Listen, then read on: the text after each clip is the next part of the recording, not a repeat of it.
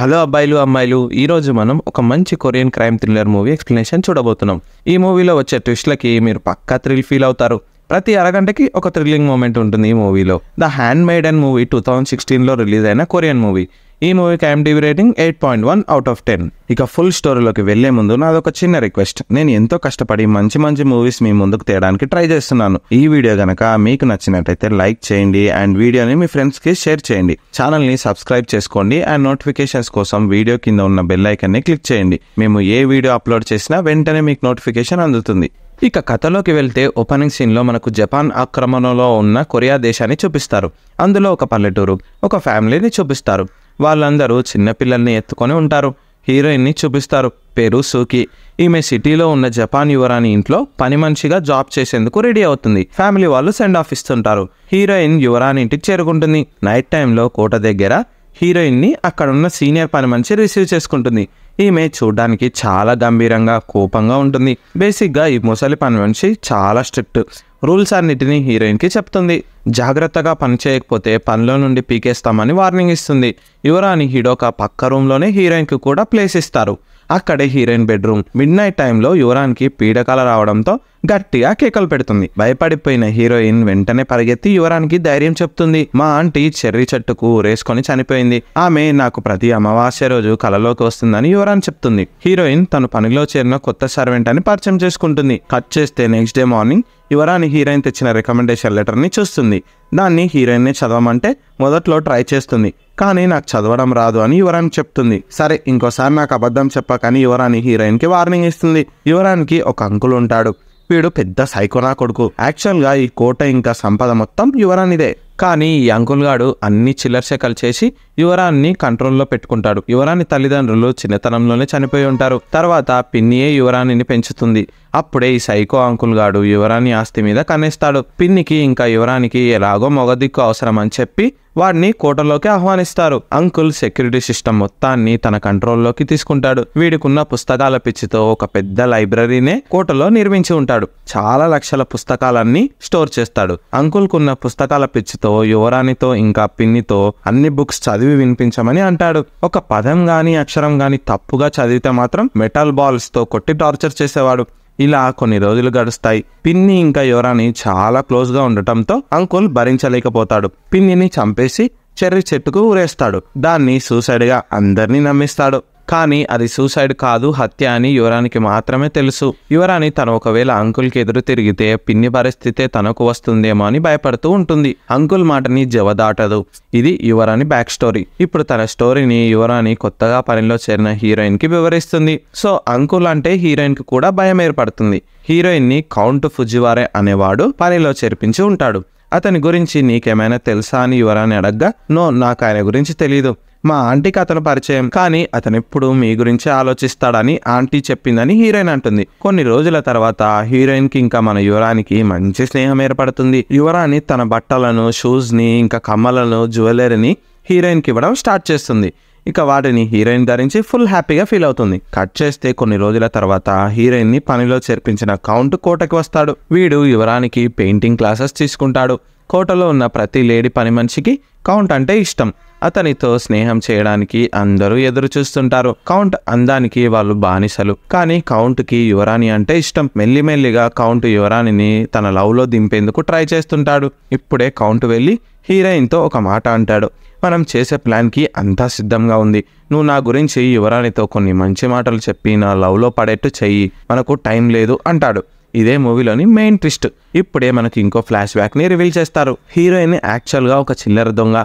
ఈమె ఫ్యామిలీలో అందరూ ఆడవాళ్లే ఉంటారు. జేబు దొంగతనం, పిల్లల్ని ఎత్తుకెళ్లడం, ఖరీదైన వస్తువులు కొట్టడం వీళ్ళ ఫ్యామిలీ స్పెషాలిటీ. చిన్న పిల్లల్ని ఎత్తుకొచ్చి వాళ్ళకి మంచి ఫుడ్ ని పెట్టి వేరే దేశాలకి మనీ కోసం అమ్ముతుంటారు. కట్ చేస్తే వీళ్ళ దొంగల ముఠా సంఘం సభ్యుడైన కౌంట్ ఎంట్రీ ఇస్తాడు. నేను యువరాని హిడోకా కోటలో పెయింటర్ గా జాబ్ చేస్తున్నాను. అంకుల్ పెట్టిన లైబ్రరీలో దొంగ పుస్తకాలని ఫోర్జరీ చేయడం నేర్చుకున్నాను. సో అతను నన్ను చాలా నమ్ముతున్నాడు. అండ్ యువరానికి చాలా ఆస్తి ఉంది. ఆమెని అంకుల్ పెళ్లి చేసుకుని ఆస్తి మొత్తం కొట్టేద్దామని ట్రై చేస్తున్నాడు. నేను యువరాణిని లవ్ లోకి దింపి ఆమెని ఎత్తుకెళ్లి పెళ్లి చేసుకుంటాను. ఆ ఆస్తిని అంతా నా పేరు మీద రాయించుకుంటాను.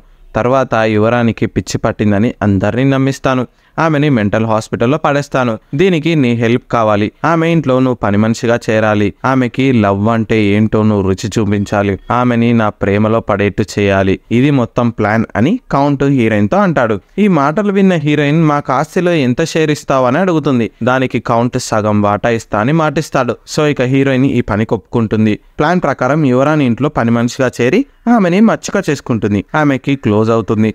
అమాయకురాలైన యువరానికి లవ్ అంటే ఏంటో నేర్పిస్తుంది. ఇది మొత్తం హీరోయిన్ బ్యాక్ స్టోరీ. ఇప్పుడు మళ్ళీ మనం ప్రెసెంట్ టైంకి వద్దాం. యువరాణి ఇప్పుడు కౌంట్ ప్రేమలో పడాలి. కౌంట్ మంచోడని హీరోయిన్ యువరాణిని నమ్మిస్తుంది. యువరానికి హీరోయిన్ సెక్స్ గురించి చెప్తుంది. కౌంట్తో ఎలా మంచిగా ఉండాలి అండ్ అతన్ని ఎలా సాటిస్ఫై చేయాలో నేర్పిస్తుంది. ఈ ప్రాసెస్ లో ఇక ఈ ఇద్దరు లేడీస్ ఫిజికల్ గా ఒకటవుతారు. హీరోయిన్ ఇక దీంతో యువరానితో ఫుల్ గా ప్రేమలో పడిపోతుంది. నెక్స్ట్ ఇంకా కౌంట్ మెల్లిగా యువరాణిని సెడ్యూస్ చేయడం మొదలు పెడతాడు. ఆమెని శారీరకంగా లొంగ తీసుకోవాలని చూస్తాడు. కానీ ఇదంతా చూస్తున్న హీరోయిన్ కి కౌంట్ చేసే పనులు నచ్చవు. యువరాణిని వాడు టచ్ చేయడం హీరోయిన్ జీర్ణించుకోలేకపోతుంది. హీరోయిన్ యువరాణిని మోసం చేస్తున్నందుకు చాలా బాధపడుతుంది. ఏదో ఒక రకమైన గిల్టీ ఫీలింగ్ తో ఉంటుంది. ఎందుకంటే ఆమెతో సెక్స్ చేసినప్పటి నుండి హీరోయిన్ కి యువరాణి మీద ఫీలింగ్స్ ఎక్కువ అవుతాయి. ఈ గ్యాప్ లో తన ప్లాన్ కి హీరోయిన్ అడ్డు వస్తుందని గమనించిన కౌంట్ హీరోయిన్ ని పిలిచి వార్నింగ్ ఇస్తాడు. మనం దేనికోసం వచ్చావో దాన్నే ఆచరణలో పెట్టాలి. నువ్వు ఏంటి మా ఇద్దరికి అడ్డొస్తున్నావు? నీకు డబ్బు కావాలా వద్దా అని కౌంట్ హీరోయిన్ ని అడుగుతాడు. ఇక మళ్ళీ హీరోయిన్ తను దేనికోసం అయితే ఇక్కడ పనిలో చేరిందో ఆ పని కోసం రెడీ అవుతుంది. ఇక హీరోయిన్ యువరాణిని కౌంట్ని లవ్ చేయమని ఫుల్ గా కన్విన్స్ చేస్తుంది. కట్ చేస్తే ఆ రోజు అంకుల్ పని మీద వారం రోజులు చైనాకి వెళ్తాడు. కౌంట్ యువరాణితో పారిపోవడానికి ఇదే మంచి టైం. సో కౌంట్ యువరానికి ప్రపోజ్ చేస్తాడు. ఆమె కూడా యాక్సెప్ట్ చేస్తుంది. ఇక నెక్స్ట్ కౌంట్, యువరాణి ఇంకా పని మనిషి హీరోయిన్లు ముగ్గురు కొరియా పారిపోతారు. ఒక టెంపుల్లో కౌంట్ ఇంకా యువరాణి పెళ్లి చేసుకుంటారు. ఫస్ట్ నైట్ కి హీరోయిన్ ఒప్పుకోదు. కానీ కౌంట్ మళ్ళీ హీరోయిన్ కి వాళ్ళు వేసుకున్న ప్లాన్ గుర్తు చేస్తాడు. ట్విస్ట్ ఏంటంటే ఆ నెక్స్ట్ డే నుండి యువరానికి నిజంగానే పిచ్చి పడుతుంది. యాక్చువల్గా కౌంట్ ప్లాన్ ఏంటి? పెళ్ళయ్యాక యువరాణి పిచ్చిదైందని అందరినీ నమ్మించాలి. కానీ ఇప్పుడు యువరాణి నిజంగానే పిచ్చిదవుతుంది. ఈమె సిచ్యువేషన్ ని హీరోయిన్ చూసి బాధపడుతుంది. కౌంట్ చేసే సెక్స్ టార్చర్ వల్లే యువరాణి ఇలా అయిపోయిందని హీరోయిన్ అనుకుంటుంది. ఇక కౌంట్ డాక్టర్స్ ని పిలిచి యువరానికి పిచ్చి పట్టిందని నమ్మిస్తాడు. దీనికి హీరోయిన్ కూడా సాక్ష్యం చెబుతుంది.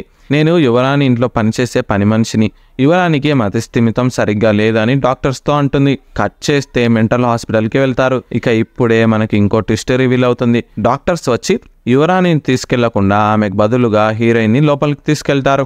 హీరోయిన్ మైండ్ బ్లాక్ అయిపోతుంది. ఇది మొత్తం కౌంట్ ఇంకా యువరాణి కలిసి హీరోయిన్ మీద వేసిన ప్లాన్ అని మనకు రివీల్ అవుతుంది. హీరోయిన్ ని మెంటల్ హాస్పిటల్లో పడేస్తారు. ఇప్పుడే మనకు కౌంట్ ఫ్లాష్ బ్యాక్ ని రివీల్ చేస్తారు. యువరాణిని అంకుల్ ఫుల్ గా టార్చర్ పెడుతుంటాడు. ఇది మనకు ఆల్రెడీ తెలుసు. కౌంట్ ఇప్పుడే కోటలోకి పెయింటర్ గా ఎంట్రీ ఇస్తాడు. అంకుల్ ఇతన్ని బుక్స్ లోని స్టాంపులని ఫోర్జరీ చేసేందుకు పనిలో పెట్టుకుంటాడు. అంకుల్ రోజు కొంతమంది ఫ్రెండ్స్ ని పిలుస్తాడు. వీళ్ళందరికీ యువరాణి చేత సెక్స్ స్టోరీస్ ని చదివి వినిపించేవాడు. తప్పులు పలికితే యువరాణిని నేకుడుగా నిల్చోపెట్టి వాతలు పెట్టేవాడు. కౌంట్ యువరాణి సిచ్యువేషన్ ని చూసి బాధపడతాడు. ఆమెని సీక్రెట్ గా కౌంట్ కలిసి నిజం చెప్తాడు. అప్పటికే కౌంట్ హీరోయిన్ ని కలిసి యువరాణిని మోసం చేద్దామనే ప్లాన్ లోనే ఉంటాడు. కానీ ఇప్పుడు యువరాణి ఇక్కడ పడుతున్న బాధ నుండి ఈమెని ఫ్రీ చేద్దాం అనుకుంటాడు. యాక్చువల్గా నేను ఒక అమ్మాయిని నీ పని మనిషిగా సెలెక్ట్ చేశాను. ఆమెని మీతో స్నేహం చేసేట్టు చేసి నిన్ను మోసం చేసి పెళ్లి చేసుకోవాలి అనుకున్నాను. తర్వాత నీకు పిచ్చి పట్టిందని అందరినీ నమ్మించి నిన్ను పిచ్చాసుపత్రిలో పడేసి నీ ఆస్తిని కొట్టేద్దాం అనుకున్నాను. కానీ ఇప్పుడు ఆ ప్లాన్ ని విరమించుకుంటున్నా. మన ఇద్దరం కలిసి పెళ్లి చేసుకుందాం. నీకు బదులుగా హీరోయిన్ ని మెంటల్ హాస్పిటల్లో పడేద్దాం. ఆమె ఐడెంటిటీని నువ్వు తీసుకో. దాంతో మన ఇద్దరికి ఆస్తిలో షేర్ వస్తుంది. అండ్ నువ్వు నీ అంకుల్ పెట్టే టార్చర్ నుండి కూడా బయటపడొచ్చు అని కౌంట్ అంటాడు. అంటే యువరాణిని పెళ్లి చేసుకొని ఆమె పేరుని హీరోయిన్ కి ఇస్తారు. సో యువరాణి అంటే హీరోయిన్ అని మెంటల్ హాస్పిటల్లో పడేస్తారు. పని మనిషి సూకి పేరుని యువరాణి తీసుకుంటుంది. బయట స్వేచ్ఛగా తిరగొచ్చు. ఈ ప్లాన్ కి ఇప్పుడు యువరాణి ఓకే చెప్తుంది. ఈమె యాక్సెప్టెన్స్ తోనే హీరోయిన్ పనిలో చేరుతుంది. కౌంట్ ఇంకా యువరాణి ప్లాన్ లో హీరోయిన్ ఒక పావు అవుతుంది. ఇన్ని రోజులు హీరోయిన్ తను కౌంట్ తో కలిసి యువరాణిని మోసం చేస్తుందనే భ్రమలో ఉండి ఉంటుంది. కానీ అది నిజం కాదు.